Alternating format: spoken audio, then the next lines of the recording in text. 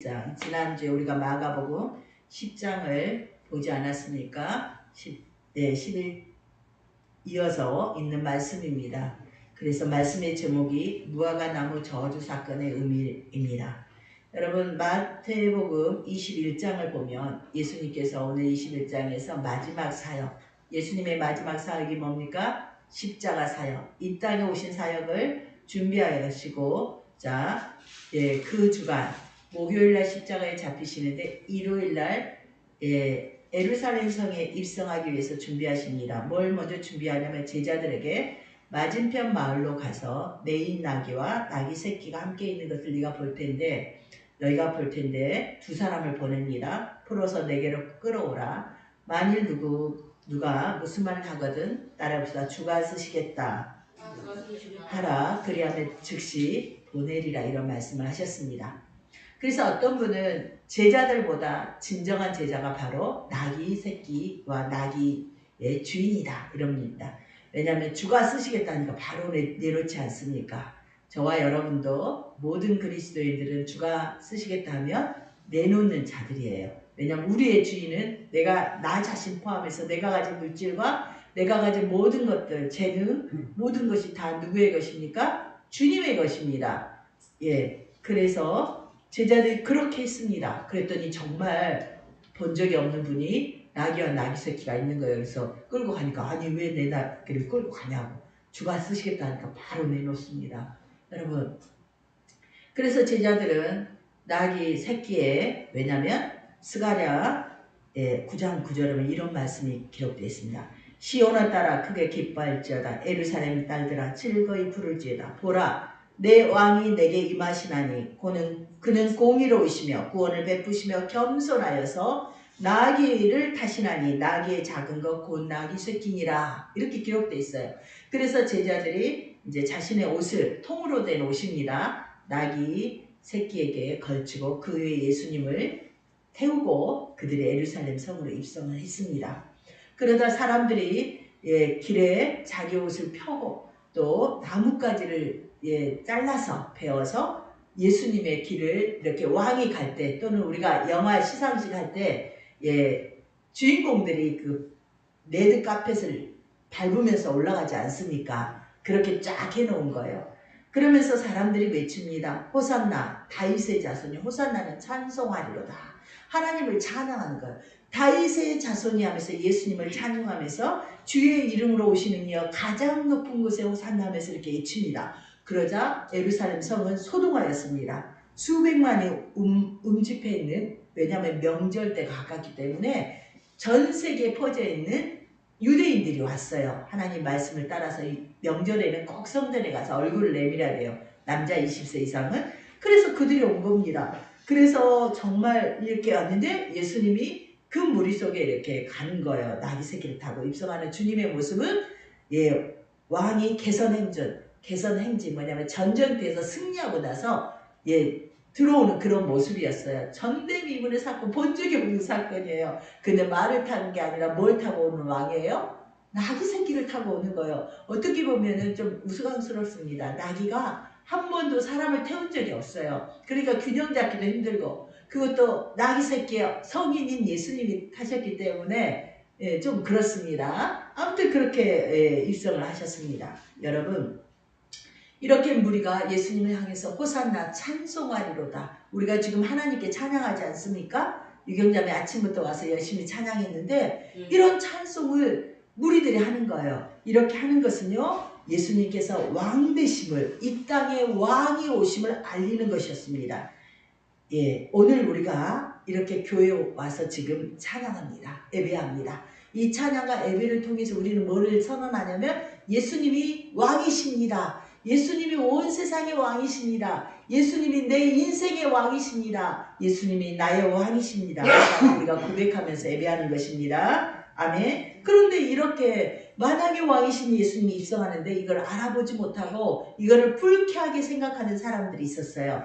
그들은 종교 지도자였어요. 그들은 성경을 잘 알고 있었어요. 스가랴서 9장 9절의 말씀을 알고 있었어요. 이사야 53장 말씀을 알고 있었어요. 메시아가 오시면 평생 날 때부터 눈을 떠보지 못한 자들이 눈을 뜨게 되고 절음발이들이 뛰게 될 것이다 기록되어 있습니다. 그렇기 때문에 그들이 예수님이 하신 행적을 보고 당연히 예수님이 구주 메시아 하나님 전능하신 하나님인 것을 알아야 되는데 알아야 될 그들이 타락한 종교 지도자들이 이를 알지 못하고 주의 임하심 예수님의 예루살렘에 등장하심에 소동하였습니다. 난리가 났습니다. 여러분 주님의 재림이 임박한 이 시대에 종말 시대에 우리는 살아가고 있습니다. 주님의 약속을 경시하는 자들이 거짓 성도요 거짓 선지자들입니다. 그들도 종교 지도자들처럼 예수님의 재림의 소리에 소동할 것입니다. 난리를 일으킬 것입니다. 아멘. 그래서 하나님의 말씀은 한 번 성취되고 또 한 번 성취됩니다. 애언이 반복적으로 성취되고 있습니다. 예. 그리고 나서 예루살렘에 입성하신 예수님께서는 성전으로 들어가셨습니다. 예, 성전으로 들어가 보니까 성전 안에 사람들이 예, 거기 보면 이방인의 뜰, 여인의 뜰이라는 곳이 있어요. 성전 밖에서 그들이 그곳에 와야 되는데 그 자리를 장사꾼들이 칸막이라고 다 앉아 있는 것입니다. 그래서 예, 동물들 비둘기도 팔고 양도 팔고 또 한정상들 예, 헬라에서 오면은 예, 헬라의 돈을 이 이스라엘 성전에서는 예, 그 유대인의 그 제가 그 성전 단위가 갑자기 생각 안 나네요. 그걸만 쓰기 때문에 유대인 돈으로 바꿔야 되네요. 그래서 그들이 이렇게 상을 이제 돈상을 만들어 놨습니다. 그걸 주님께서 보셨습니다. 그래서 거룩한 하나님의 성전은 뭐 하는 것입니까? 유경자는 뭐 하는 것이에요? 성전은 교회는 뭐 하는 곳이에요? 예배하는 곳이에요. 하나님을 경배하고 예배하고 제사해야 되는데 장사하고 있는 거예요. 장사꾼의 소굴이 되었습니다. 사람들은 예, 장사하는 일에 미쳐 있었습니다.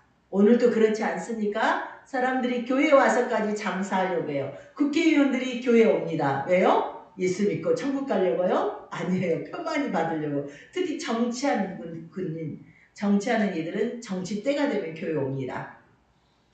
여러분 예수님께서는 이러한 돈 바꾸는 삶과 비둘기를 매매하는 의자를 둘러엎으셨어요. 이런 성전 정화운동은 두 번째입니다. 처음에 예수님께서 요한복음 3장에도 나옵니다. 그때는 막 채찍을 가지고 동식물들을 다 쫓아내버렸어요. 그때는 뭐라고 그러냐면 내 아버지 집을 장사하는 집으로 만들지 말라. 오늘은 뭐라고 말씀하시냐면요. 내 집은 만민이 기도하는 집이다. 아멘. 내 집은 기도하는 집이다. 강도의 소굴로 만들지 말라. 이렇게 책망하셨습니다. 1차 성전 측정 때 정결 때 예수님 뭐라 하냐면 너희가 이 성전을 헐라. 그러면 내가 3일 만에 일으키리라. 이런 말씀하셨어요. 이해가 되지 않죠. 왜냐하면 그 당시 헤롯 대왕이 이 성전을 개축하고 있었어요. 리모델하고 있었는데 46년째 하고 있었어요. 근데 3일 만에 헐면 내가 세운다고 이런 말씀 하시지 않습니까? 요거는요 깊은 의미가 있습니다. 예수님께서는 자신의 육체를 성전된 자신의 육체를 말씀하셨어요. 예수님이 성전된 자신의 육체가 죽으시고 며칠 만에 부활할 거예요? 3일 만에 부활할 사건을 여기서 말씀하신 것입니다. 그래서 성전된 자기 육체를 주고 말씀하셨다. 그러면요 성전은 뭘까요? 성전은 예루살렘 건물이 성전이었습니다. 두 번째는요 성전은 예수 그리스도가 성전이십니다. 그게 3일 만에 살리겠다. 왜냐하면 계시록 21장 22절에 이런 말씀이 있습니다. 성 안에서 내가 성전을 보지 못하였으니 이는 주 하나님 곧 전능하신 이와 및 어린 양이 그 성전이심이라. 아멘. 하나님과 어린 양이 성전입니다. 아멘. 요한계시록 21장의 천상의 모습인데요. 주 하나님, 성부 하나님이 계시고 어린 양이 계십니다. 어린 양이 예수 그리스도입니다. 이 하나님과 어린 양이 성전이십니다. 아멘. 뿐만이 아니라 세 번째 성전은 뭐냐면 성령이 거하시는 것이 성전입니다. 고린도전서 3장 16절 17절 너희는 너희가 하나님의 성전인 것과 하나님의 성령이 너희 안에 계시는 것을 알지 못하느냐. 따라합시다. 누구든지 하나님의 성전을 더럽히면 하나님이 그 사람을 멸하시리라. 하나님의 성전은 거룩하니 너희도 그러하니라. 아멘. 그래서 저와 여러분의 몸은 뭐라고요? 유경자매의 몸이 뭐예요? 성전. 하나님이 거하시는 곳이에요. 그래서 우리는 내 몸을 어떻게 해야 돼요? 거룩하게 해야 됩니다. 예, 죄짓지 않고 예, 합니다. 근데 주님 뭐라고 말씀하시냐면 성전을 더럽히며 멸할 것이다 이런 말씀을 하시는 거예요. 굉장히 엄한 말씀이죠. 그러면서 뭐예요? 너는 거룩하게 해라. 그러니까 하나님의 심판의 경고의 말씀은 진짜 경고고 심판이 아닙니다. 그렇게 하신 것은 예, 그러니까 회개해서 돌이켜서 구원 받으라는 것입니다. 이해하셨습니까? 하나님께서 예수님께서 이렇게 예루살렘 성전을 막 정화를 시키고 예, 숙정을 하고 이렇게 막 멸망을 선포한 것은 그러니까 너희 좀 이제 변하라는 것입니다. 이렇게 성전을 숙정하신 후에 성전에 대한 철저한 예, 파멸을 경고하신 후에 예수님은 예루살렘을 떠나서 성 밖으로 다시 나옵니다. 베다니에 가셨습니다. 베다니라는 지명의 이름은 가난하고 고통받는 자들의 집이라는 뜻을 가지고 있었습니다. 예루살렘 동쪽 3km에 위치한 마을인데 감람산, 예수님은 감람산에서 늘 기도했어요. 겟세마네 동산은 감람산의 일부입니다. 감람산 경사진 동쪽의 마을입니다. 제가 예루살렘에 갔더니요, 이스라엘에 갔더니 예루살렘 성 밖으로 나오니까 거기 정말 감람산에 마을이 있는데요. 근데 희한한 게 그 감람산 그 경사에 공동 묘지가 있어요. 묘지가 딱 있어요. 그래, 왜 그곳에 묘지가 있냐면 예, 그리스도인들의 공동묘지입니다. 초대교회 성도들이 예수님께서 감람산 베다니 쪽에서 승천하셨습니다. 그래서 예수님께서 가시면서 내가 온 그대로 올 것이다 하니까 초대교회 성도들이 2000년 전에 예수님께서 베다니에 감람산에 오실 걸 생각하고 그 당시에 이제 예수님이 재림하면 자신의 몸들이 신령하게 변화되잖아요. 육체가. 근데 다 썩어서 흙이 돼버리고 없습니다. 뼈다구도 없어요. 2000년 동안. 근데 그들은 곧 오실 줄 알았어요. 그래서 자신들의 육체가 부활해서 신령한 몸으로 변화돼서 주님을 가장 빨리 맞이하려고 그곳에 장사했습니다. 지금도 가면 그대로 있습니다. 공동묘지가 감람산 있습니다. 여러분 베다니에는 이스라엘에 여러분 혹시 가게 되면 가보세요. 아직도 1000명의 이 마을이 사람들이 정착하고 살고 있는 실제 마을입니다. 성경의 모든 말씀과 지명은 이스라엘에 그대로 있습니다. 여러분. 예, 베다니는 우리가 알대로 마르다와 마리아, 라사로가 살고 있었습니다. 또 나병 환자 시몬이 있었죠. 그 집에서 초대했잖아요. 나병 환자 시몬. 그곳에서 예, 300데나리의 향유를 깨뜨려서 마리아가 예수님의 어떤 마리아인지 몰라요.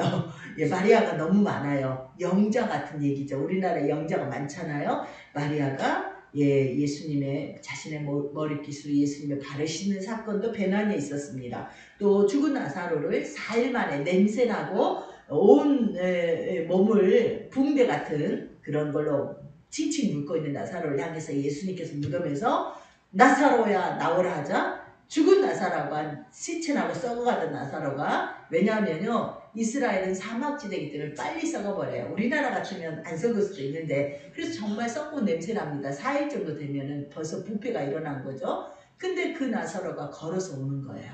그 사건도 어디에서 있었냐? 베다니에서 있었습니다. 예. 누가복음 24장 50절 51절 예수께서 그들을 데리고 베다니 앞까지 나가사 손을 들어 그들에게 축복하시더니 축복하실 때 그들을 떠나 하늘로 올려지시니 예수님이 승천하신 게 베다니라고 누가복음 24장에 기록하고 있습니다. 예, 그런데 예수님께서는 이렇게 철저한 파멸을 경고하신 것이죠. 여러분 이것은 성전에 대한 파멸 경고는 예루살렘 유대교 구약교회를 버리심을 의미합니다. 여러분 무화과 나무가 이어서 나옵니다. 성경에서 무화과 나무는 포도나무와 감람나무와 더불어서 이스라엘을 상징합니다. 아멘. 예, 이스라엘입니다. 근데 무화과 나무를 저주하신 사건이 오늘의 말씀입니다. 이것은 뭐냐면 이스라엘을 하나님께서 예수님께서 저주하신 거예요. 하나님을 영접하지 않고 구주 메시아 예수 그리스도를 영접하지 않는 유대인들을 저주하고 그들이 파멸될 것을 경고하신 것입니다. 여러분 그래서 성전 파괴 예언과 무화과 나무 저주 사건은 별개의 사건이 아니기 때문에 같은 본문인 마태복음 21장에 기록되고 있습니다. 먼저 한 주간 시제 징조를 말씀드리려고 합니다. 그리스 소식 듣고 있죠. 멈추지 않는 지진 소식입니다. 세계적인 관광지 그리스 산토리니 섬에서 그 인근의 섬이 지금 7천여, 6천여, 7천여 정도 지진이 계속 일어나고 있어요. 여러분, 그래서 그리스 시민부가 3월 1일까지 시민보호부라고 하나의 그리스의 나라 비상사태를 선포했습니다. 비상사태는 이럴 때 발동하는 겁니다. 자연재난과 전쟁 때, 우리나라처럼 평온할 때 비상사태가 발동되는 것은 불법인 것이죠. 그리고 그런데 너무 놀라운 것은 전문가들이 이렇게 얘기합니다. 이 산토리니 섬은 아프리카판과 유라시아판이 경계를 하고 있기 때문에 지진이 잦은 지역이고 1956년에는 53명이 사망했고 100명 이상이 다친 그런 지대이긴 하는데 이번 지진은 지난번하고 다르다는 거예요. 그리고 이제까지 전 세계에 있었던 지진하고 다르다는 거예요. 뭐냐면 6천에서 7천 번 정도 계속 들들들들들 흔들린다는 겁니다. 여러분, 그래서 전문가들은 뭐라고 얘기하냐면 지진 활동이 언제 끝날지 예측할 수 없다. 현재 상황은 매우 의례적이다. 지진 강도는 줄어들고 있지만 안정이 되지 않는다. 이렇게 얘기하고 있습니다. 이 섬은 매년 340명의 관광객이 찾는 세계적인 명소인데 지금 어떨까요? 관광객의 발길이 뚝 끊겼습니다. 관광하다가 죽을 수가 있죠. 모든 학교는 휴교에 들어갔고 주민이 1만 6천 명인데 1만 1천 명 이상이 탈출했습니다. 최근 이렇게 지진 소식이 여러분 들리지 않습니까? 우리나라 충주인가요? 충주에서 갑자기 우리가 잠을 자고 있는데 요란에서 다들 잠이 깼지 않았습니까? 그리고 대만에서도 계속 지진이 일어나고 있어요. 저는 최근에 이런 지진의 소식을 들으면서 마태복음 24장 7절의 말씀이 생각났습니다. 우리가 잘 알고 있는 말씀입니다. 민족이 민족을, 나라가 나라를 대적하여 일어나겠고 곳곳에 기근과 지진이 있으리니, 따라합시다. 곳곳에 기근과 지진이 있으리니. 예전에 지진은요 가끔씩 몇 차례 있다가 쾅 터지고 그랬는데 지금은 전 세계 곳곳에 꽝꽝꽝꽝 이렇게 일어나고 있습니다. 그래서 저는 이러한 일이 계속 들리면서 예전의 느낌하고 좀 달랐습니다. 이 말씀 퍼뜩 곳곳에 지진이 있으리니. 지진이 있으면 무슨 일이 있는다는 거요? 주 예수의 재림이 가까웠다, 임박했다는 것입니다.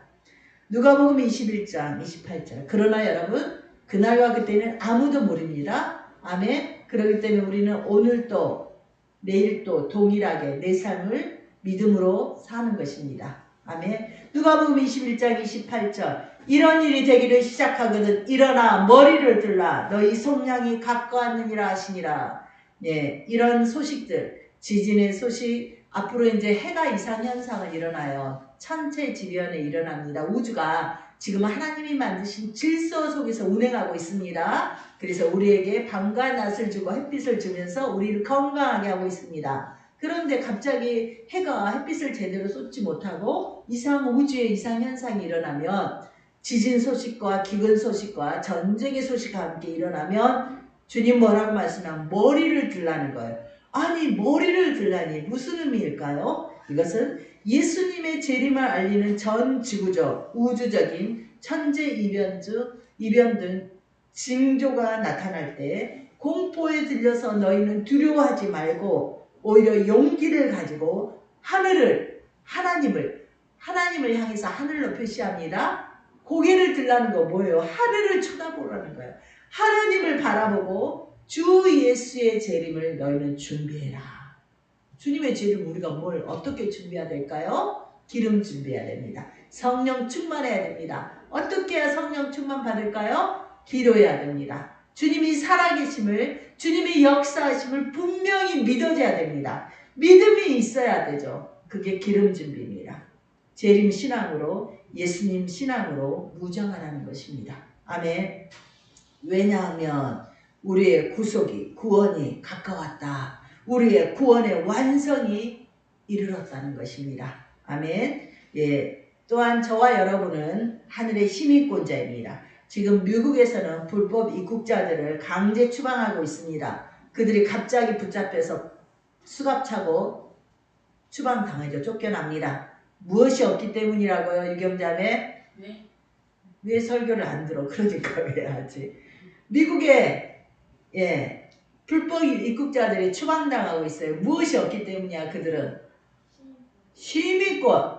근데 성경에도 시민권 얘기가 있습니다. 빌립보서 3장 20절 21절. 그러나 우리의 시민권은 하늘에 있는지라 거기로부터 구원하는 자 곧 주 예수 그리스도를 기다리노니 그는 만물을 자기에게 복종하실 수 있는 자의 역사로 우리의 낮은 몸을 자기 영광의 몸의 형체와 같이 변하게 하시리라. 아멘. 여러분, 우리의 시민권은 어디에 있다고요? 하늘에 있습니다. 그래서 우리는 어떤 자입니까? 주 예수 그리스도를 기다리는 자입니다. 만물이 자기에게 복종할 수 있는 자의 역사로, 하나님의 역사로 우리 낮은 몸을 자기 영광의 몸의 형체같이 변화시킬 그날, 주 예수의 날을 우리는 기다리는 하늘의 시민권을 가진 자라는 사실을 잊지 마시기 바랍니다. 성경에서는 그리스도인들을 뭐라고 표현하냐면 사도행전 17장 7절에 보면 이 사람들이 다 가이사의 명을 거역하여 말하되 다른 임금 곧 예수라 하는 이가 있다 하더이다. 아멘. 우리는 이 땅의 이 나라 민족입니다. 국민입니다. 그래서 세금을 내고 있습니다. 그런데 우리는 우리의 왕 예수 그리스도를 임금 삼은 자들입니다. 베드로전서 2장 11절 사랑하는 자들아 거루민과 나그네 같은 너희를 권하노니 영혼을 거스러 싸우는 육체의 정욕을 제하라. 베드로 사도는 얘기합니다. 너희는 거루민이다. 이주민이라는 거예요. 애국인 노동자라는 겁니다. 너희는 나그네다. 이렇게 얘기합니다. 나그네는 이 땅에 집이 있습니까? 없습니까? 집이 없는 자라는 거예요. 이 땅에 집이 없는 자가 우리입니다. 그런데 예수를 믿어도 큰 집 가지려고 난리듭니다. 히브리서 11장 13절은 이 사람들은 다 믿음을 따라 죽었으며 약속을 받지 못하였을 때 그것들을 멀리서 보고 환영하며 또 땅에서는 애국인과 나그네임을 증언하였으니 히브리서 11장에는요 그리스도인들 너희는 바로 우리는 애국인과 나그네라는 거예요. 그리고 또 뭐라고요?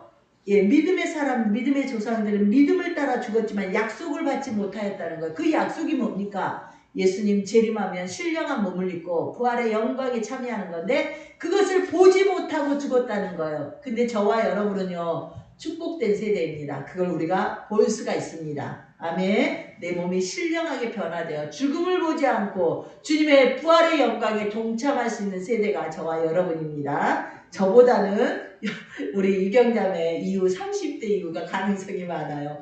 저는 어쩌면 못 볼 수도 있어요. 주님의 영광에 동참하지 못하고 죽을 수도 있습니다. 그래서 제가 기도합니다. 하나님, 주님의 부활을 저는 보고 싶습니다. 부활의 영광에 동참하고 싶습니다. 기도합니다.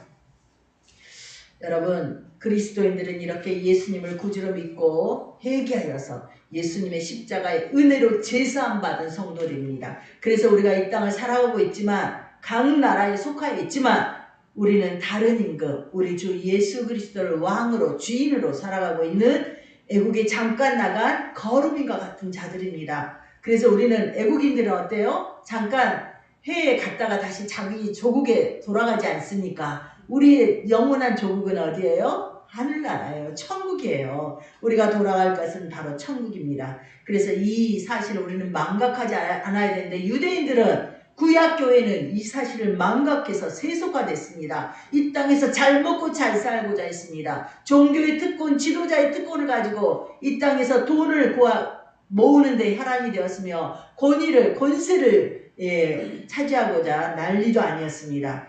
그들을 보고 주님께서는 열매 없다, 잎사귀만 무성하다라고 얘기했습니다. 오늘도 많은 그리스도인들이 이 땅의 것보다 하늘의 것을 사모하고 추구하고 살아가야 되는데 그들이 실제를 알지 못하여 믿음이 없어요. 그래서 우리의 실존이 영생임을 알지 못하여서 열매 없는 삶으로 살아가는 그리스도인이 너무 많습니다. 오늘 하나님께서는 우리가 우리의 삶을 예, 점검하기를 원하십니다. 그래서 열매 있는 삶으로 주님이 다시 오심을 맞이할 준비를 하면서 우리가 매일의 내 삶을 살기를 원하십니다. 그래서 이튿날 아침에 베다니로 갔던 예수님께서 이튿날 아침에 예루살렘에 다시 들어오십니다. 그런데 예수님께서 시장하셨어요. 아침을 못 드셨습니다. 예수님은 머리 들 곳이 없었어요. 예수님께서는 먹을 것이 풍족하지 않으셨습니다. 예수님의 몰골은요, 흠모할 만한 것이 없다. 얼굴이 핏접해요. 바짝 말랐습니다. 예, 그래서 시장하셨습니다. 그래서 길가에 한 나무, 무화과 나무를 보시고 열매를 찾았습니다. 근데 여기서 시장하다는, 따라해봅시다. 시장하다는 간절히 열망하다. 어떤 것을 열심히 요구하다. 아멘. 시장하다는 거 우리가 먹기를 간절히 원해요. 그렇지 않아요? 여러분 두 끼만 굶어보세요. 정신이 하나도 없습니다. 먹을 것을 찾아가잖아요. 간절히 먹고 싶어가지고. 예수님께서 그렇게 시장하셨습니다. 예, 그래서 철이 이른 무화과나무. 무화과나무가 8월에 열매를 맺는다면 실제는 6월에 맺는데 예수님께서 이 무화과나무를 찾은 때는 3월쯤이에요. 3, 4월 그쯤 3월 말경인 것 같아요. 아직 2달, 3달이 있어야 열매가 있는데 무화과나무가 이제 잎을 파랗게 하고 열매를 맺으려고 준비하고 있는데 예수님이 가서 열매를 찾고 열매가 있어요? 없어요? 없어요. 그러니까 예수님이 아주 낙담하시면서 열매 찾기를 원하고 원했는데 잎사귀밖에 없는 거예요. 그래서 예수님께서는요 명령하셨습니다. 마가복음 11장 14절에는요 뭐라고 했냐면 이제부터 영원토록 사람이 내게서 열매를 따서 먹지 못하리라. 그러면 무슨 말이에요? 무화과 나무가 다시는 열매를 맺지 못한다는 것입니다. 예, 창조주신 예수님께서는 때가 아님에도 열매가 없음에 대해서 무화과 나무를 이렇게 저주하셨습니다. 열매를 맺지 못한다는 건 저주입니다. 여러분 영원토록 열매를 맺지 못할 엄청난 저주입니다. 이렇게 창조주이신 예수님께서 이렇게 명하시자 말씀하시자 피조물인 무화과 나무는 그 말씀대로 말라버리게 되었습니다. 여러분 그런데 주님의 이런 행동은 단순히 나무와 열매와 같은 일반적인 자연 법칙을 초과하는 뛰어넘는 그러한 사건인데 이런 나무, 열매 이런 의미에서 끝나지 않습니다. 매우 상징적인 의미가 있습니다. 바로 무화과 나무가 뭘 상징한다고 제가 서두에서 말씀드렸습니까? 바로 이스라엘 유대인들을 상징합니다. 그들의 신앙 상태로 인해서 그들의 심판함을 상징하기 위해서 예수님께서는 이렇게 무화과 나무를 희생양으로 삼으신 것입니다. 그래서 무화과 나무 저주 사건의 의미를 보도록 하겠습니다. 첫째, 무화과 나무 저주 사건은 여러분 주보가 있습니다. 주보에 읽도록 하겠습니다. 사건의 의미 첫째는 한 무화과 나무를 보심. 19절입니다. 같이 읽도록 하겠습니다. 길가에서 한 무화과 나무를 보시고 그리로 가사 잎사귀밖에 아무것도 찾지 못하시고 나무에게 이르시되 이제부터 영원토록 내가 열매를 맺지 못하리라 하시니 무화과 나무가 곧 마른지라. 아멘. 이렇게 무화과 나무를 보셨다는 것은 예수님께서 이스라엘 구약교회를 보심을 얘기합니다. 보시다, 즉시하다, 주목하다, 인식하다. 어떤 의도를 가지고 그 나무를 보신 거예요. 예수님께서 무화과 나무를 어떤 의도를 가지고 보셨습니까? 무엇을 찾기 위해서 보셨습니까? 열매를 찾기 위해서 시장하셔서 간절히 원하셨습니다.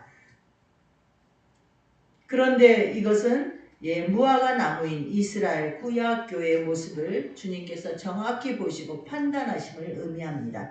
계시록 2장 3장에서 보면은 주님은 아시아 7교회 에베나 서거나 버가모 두아디라 사데 빌라델 라오디게아 교회를 보시면서 편지를 쓰십니다. 그런데 모든 편지의 시작에 내가 너를 안다 라고 시작합니다. 계시록 2장 2절 내가 내 행위와 수고와 인내를 알고 2장 9절 내가 내 환난과 궁핍을 알거니와 네가 찌질이 가난하고 네가 찌질이 힘든 거 안다는 거예요. 아멘. 뿐만이 아니라 예수님께서는 19절에 2장 19절 내가 내 사업과 사랑과 믿음과 섬김과 인내를 알고 네가 얼마나 사랑하고 얼마나 애쓰고 인내하고 견딜지 내가 안다.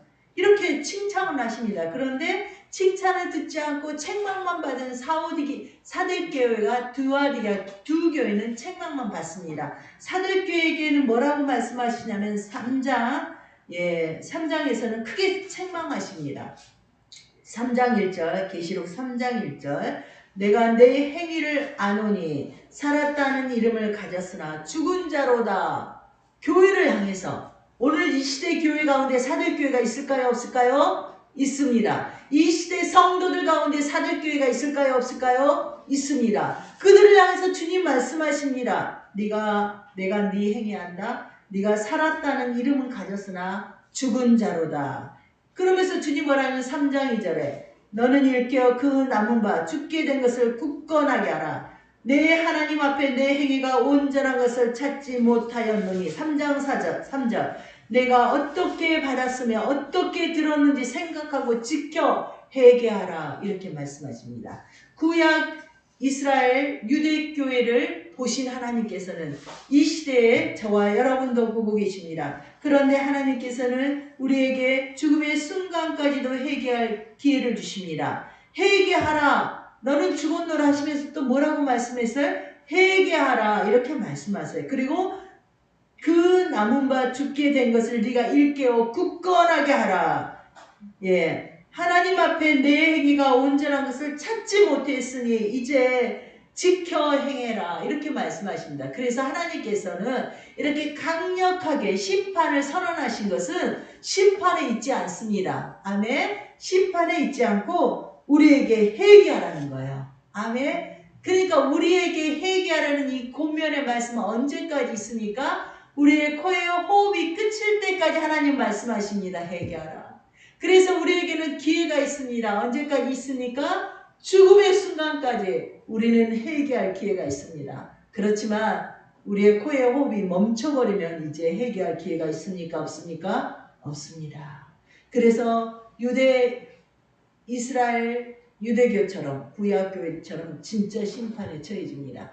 그래서 우리는 주의 말씀에 경고의 말씀을 듣고 매일매일 회개해야 됩니다. 우리는 매일매일 죄를 짓지 않습니까? 우리는 매일매일 믿음을 잃어버립니다. 하나님을 믿노라 하면서도 안 믿는 자처럼 생각하고 행동하고 살아갑니다. 그래서 우리는 회개하라 라는 주님의 말씀에 매일매일 회개해야 됩니다. 이것이 바로 무화과 나무에서 열매를 찾으시는 예수 그리스도의 열심이십니다. 아멘. 오늘도 우리를 잘 아시는 주님께서는 내가 너를 아노라. 아멘. 내가 너를 잘 안다. 너는 뭐해라? 열매 맺는 삶을 살아라. 내가 너에게 열매를 맺을 수 있도록 너를 도울 것이다. 그러니 너는 나에게 붙어 있으라. 아멘. 그래서 우리는 나 자신을 직시해야 됩니다. 내가 어떤 자인지 여러분 목사인 저도 늘 저를 점검합니다. 점검하면 어때요? 목사임에도 불구하고 여러분에게 고백합니다. 제가 기도하지 않고 성경 보지 않고 예배하지 않고 주님을 찬양하지 않으면 세상의 것들로 가득 차고 세상의 유튜브 보고 세상의 뉴스 보고 세상의 책 보고 믿지 않는 불신자들과 교제하면 그들과 대화하면 어떻게 돼요? 믿음이 싹 없어지는 걸 느낍니다. 그래서 저는 믿음이 없을 때마다 주님 믿음 주십시오. 그리고 말씀 앞에 나아가고 기도하고 열심을 냅니다. 아멘. 그리고 주님께 진실로 얘기합니다. 주님 제가 믿음이 없는 자입니다. 주여 저를 도와주시옵소서. 이렇게 고백하고 주님께 기도하면 또 믿음이 싹 저 안에 들어오는 걸 느낍니다. 아멘. 그래서 우리의 신앙은 죽는 날까지 여러분 하나님은 우리가 언제든지 기도할 수 있습니다. 저는 예전에는 무릎을 꿇고 기도했는데 이제 척추가 안 좋으니까 무릎 꿇고 기도 못합니다. 서서 기도합니다. 그리고 그것도 힘들면은 몸이 다운돼서 힘이 없으면 누워서 기도합니다. 아멘. 주님은 우리의 모든 것을 다 아십니다. 중요한 것은요, 예수님께서는 저와 여러분과 교제하기를 원하십니다. 오늘 이 시대에도 주님께서는 모든 성도에게, 모든 믿음의 사람들에게, 교회에게 내가 너를 안다 라고 말씀합니다. 이 종교교회 시대에 맨 처음에 초대교회가 지나서 로마가 국교가 되었죠. 그래서 중세 시대를 지나면서 로마 국교는 헬라 문화, 타락한 문화가 같이 들어왔어요. 그래서 순수하지 못했습니다. 그래서 타락해서 중세에 거쳐서 그래서 뭐라고 면죄부를 판매하면서 이거를 사면 돈만 내면 누구에게 천주교 교황에게 돈만 내면 얼마를 내면 지옥에 가 있는 너희 부모가 천국 간다 막 이랬어요. 그래서 돈 엄청 긁어 모았습니다. 그래서 천주교가 지금도 부자예요. 그랬을 때 종교 개혁이 일어났습니다. 루터를 중심하여서 칼빈을 중심하여서 중세 타락한 교회 교양청에 대항하여서 일어났습니다. 그래서 교회는 외쳤습니다. 오직 성경, 오직 믿음, 오직 은혜, 오직 하나님께 영광 이렇게 외치면서 교회의 본질을 회복하려고 했습니다. 그때 그들이 뭐라 하냐면 코람데오라는 구호가 있었어요. 라틴어로 하나님 앞에서, 코람데오인데 하나님 앞에서라는 뜻입니다. 그래서 개혁하는 교회들은, 개신교회는 어떤 게 가장 앞서 있냐면 우리는 하나님 앞에서 살아가고 있다 이런 게 있습니다. 아멘. 그래서 바른 믿음은 뭐냐? 하나님께서 나를 바라보고 계시니 내가 하나님 앞에 살고 있다는 거예요. 그게 참 교회요, 참 성도입니다. 신랑 되신 예수님 보시기에 합당한 모습으로 자기 단장하기에 힘쓰는 것입니다. 계시록에서는 해 입는 여자로 참 교회 참 성도를 얘기합니다. 해는 바로 예수님입니다. 아멘. 예수님으로 옷 입고 있는 교회. 여러분, 예수님의 신부인 교회죠. 이 교회, 해 있는 교회는 최후 예수님께서 재림하실 때 천상의 아름다운 성전의 모습, 새 예루살렘, 어린 양, 신부의 모습으로 묘사하고 있습니다. 이건 영적인 걸 표현하기 때문에 우리가 정확하게 모릅니다. 아멘. 그래서 우리의 지금의 믿음은 희미하나. 사도 바울이 얘기합니다. 우리는 지금 희미하나 그때에는 얼굴과 얼굴을 대하여 볼 것이요. 제가 여러분에게 전하는 것이 지금은 희미합니다. 정확하지 않습니다. 그러나 우리는 천국에 입성하면 우리가 죽음의 문을 통과하면 확실합니다. 아멘. 그런데 이 희미한 것을 우리가 믿는 것입니다. 아멘. 복음을 붙들고 가는 것이죠. 그래서 무화과나무 저주 사건은 이렇게 예수님께서 예루살렘 고약교를 심판하시는 이 선언을 통해서 오늘 우리에게 믿음을 주고자, 그래서 매일매일 회개하면서 내 믿음을 점검하여 우리가 승리하고자 하신다는 것입니다.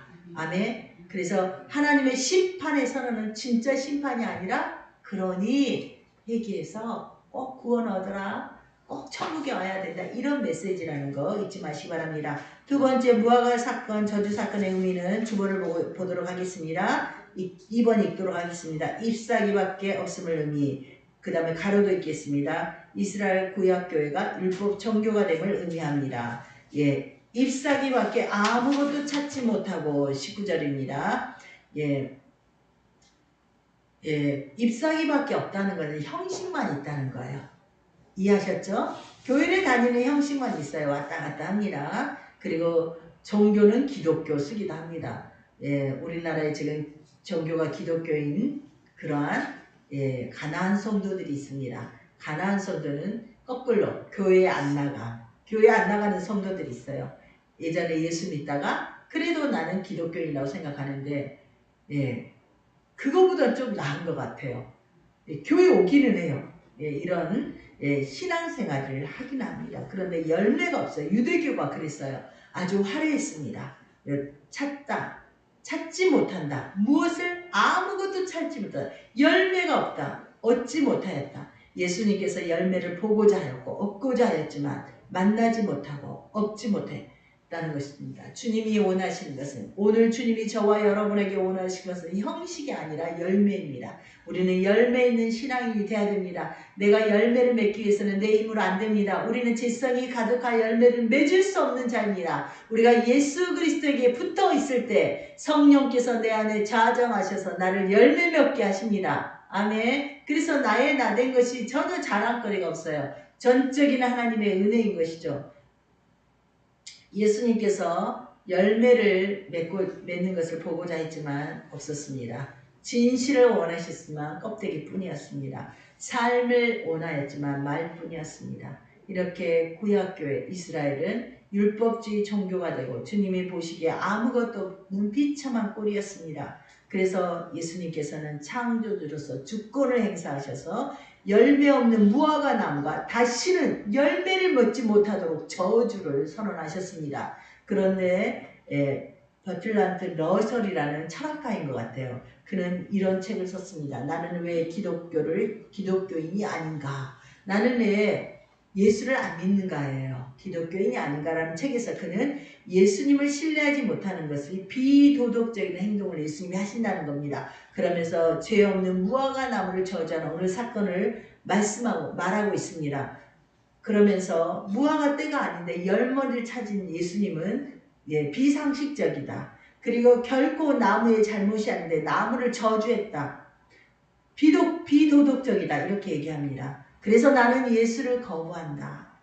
철학가이기 때문에 이렇게 얘기합니다. 그런데 여러분, 그는 알지 못하는 게 있습니다. 성경 안에는 우리가 이해할 수 없는 어려운 구절들이 많이 있습니다. 죄 없는 무화과가 저주받은 건 역시 그렇습니다. 그런데 내가 다 이해 못한다고 해서 하나님께서 하신 일들이 악하다고 말해서는 안 됩니다. 우리 하나님은 선하십니다. 아멘. 전혀 악이 없으십니다. 하나님이 하신 일은 모두 선입니다. 예수님께서 이렇게 하신 것은 무화과 나무가 입만 무성했지 겉만 화려했지 전혀 결실이 없었던 유대의 교와 유대인들을 상징하고 있기 때문에 하신 것입니다. 그들의 외식을 상징하고 있기 때문에 그 징별이 마땅함을 예수님께서 보여주신 것입니다. 한 영혼이 천하보다 귀합니다. 한 영혼을 구원하시기 위해서 피좀 흘린 무화과의 희생을 명하신 것입니다. 아멘. 그러니까 뭐냐면 우리 한 영혼, 인간의 영혼이 너무 귀해서 무화과 나무를 희생시킨 것입니다. 그게 창조주 하나님께 있어서는 선하신 것입니다. 이해하셨습니까? 우리는 너설과 같은 어리석은 교만한 자가 되어서는 안 됩니다. 믿음 없는 자가 되어서는 안 됩니다. 하나님의 뜻을 잘 모르면 하나님께 깊은 하나님의 뜻을 알게 해달라고 기도해야 됩니다. 당시 예루살렘은요, 웅장하였고 성전은 화려했습니다. 금은으로 치장되어 있고 기물들도 그랬습니다. 대제사장, 종교 지도자들은 제복을 입고 직분하면서 낭낭한 목소리로 그들은 멋지게 제사를 집례했습니다. 그러나 그들이 삶의 현장에 들어가서는 삶이 엉망이었습니다. 겉모습은 화려했지만 사랑이 없었고 자비도 없었고 열매도 없었습니다. 입만 무성한 자들, 나무 이파리가 아니라 이 사람의 입이죠. 열매가 없는 그러한 자들, 그들에 대해서 주님께서는 경고하신 것입니다.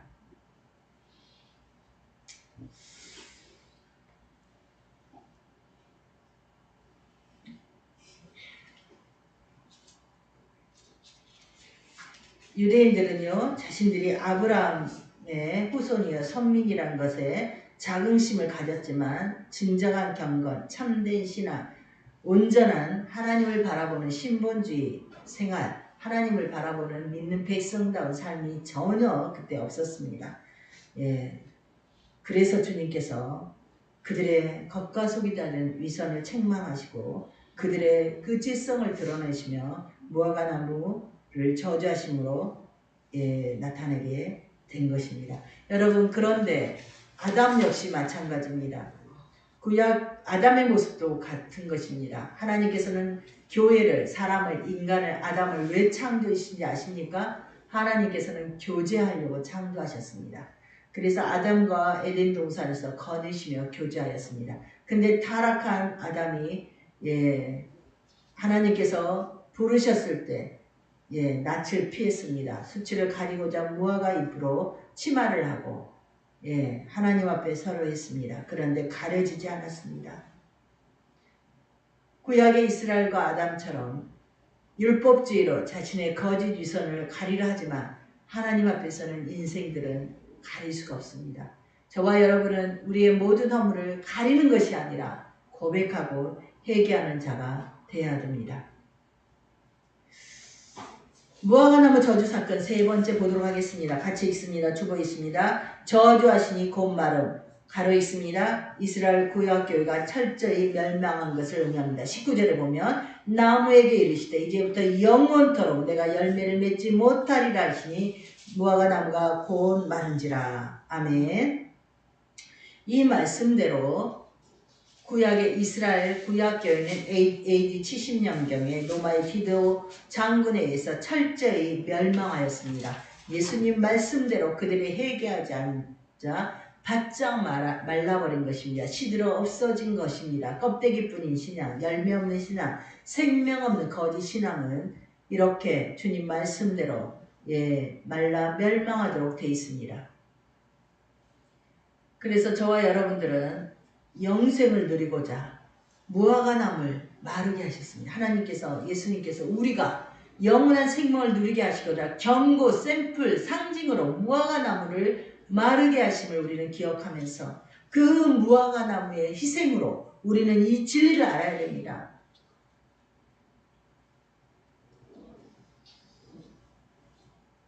(21절에) 이렇게 또 기록하고 있습니다. 마태복음 21장 21절 여러분이 한번 읽어주십시오.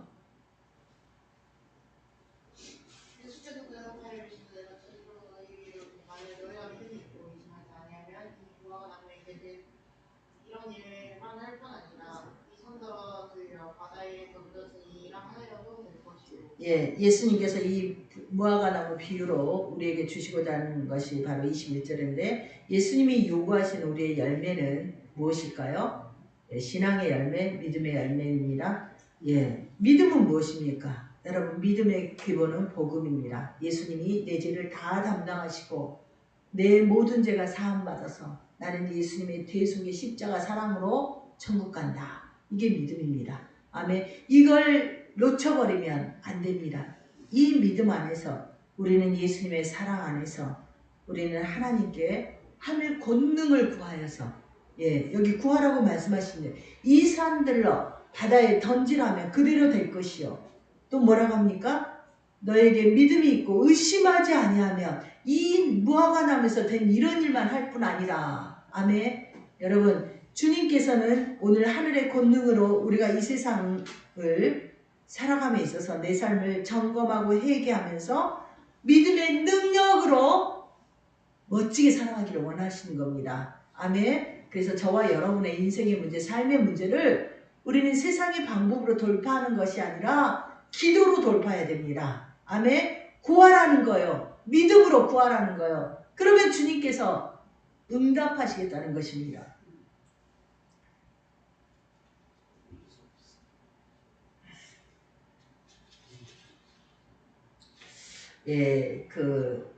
누가복음 19장 43절 44절에 보면 기록되고 있습니다. 예수님이 예언하신 건데요. 그대로 AD 70년에 있었던 일이죠.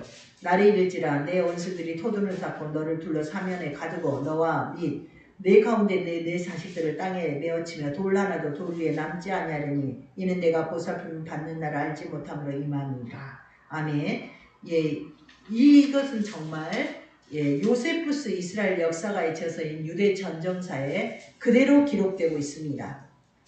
거기에 보면은 그 당시 50만에 가까운 유대인들이 굶주렸는데 4개월 동안 디도 장군이 예루살렘을 토성을 닦고 흙으로 막 쌓은 거예요. 그래서 둘러치고 있으니까 어때요? 본래 10만 명인데 명절을 다녀서 50만에 가까운 사람들이 있었어요. 40만이 먹을 게 없는 거예요. 그래서 60만 명이 죽었습니다. 예루살렘 성에서 시차가 죽으면 어떻게 돼요? 부패하기 때문에 성 밖으로 막 던졌어요.